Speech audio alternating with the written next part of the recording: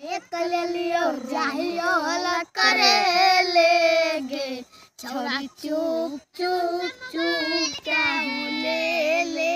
रे आगे रोज रोज अकेला में केलोई चौरी के लागे आज जब तई चुपे रहे गौआ टोला में हो जाई बदनाम रे अगेला जो शर्म नहीं लागो हत करही ऐसन काम गे रोज रोज अकेला में केलोई चौरी के लागे आगे आप आशीष चिंटू से मिले लेगे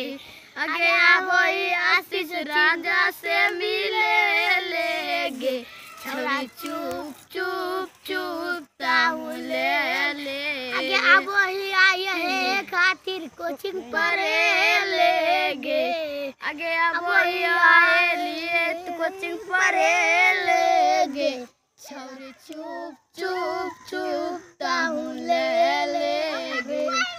आगे रोज रोज अकेला में खेलोई चौरी खेलागे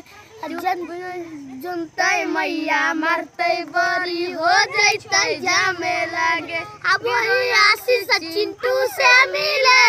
लेगे आगे अब वही आशीष चिंटू से मिले लेगे छोरा चुप चुप चुप ताहुले ले रे आगे अब वही आशीष रंजन से मिले लेगे आगे अब वही आशीष चिंटू से मिले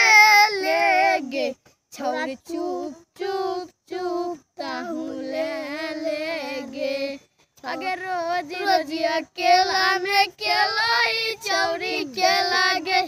जनतई मैया मरतई बड़ी हो जैतई जामे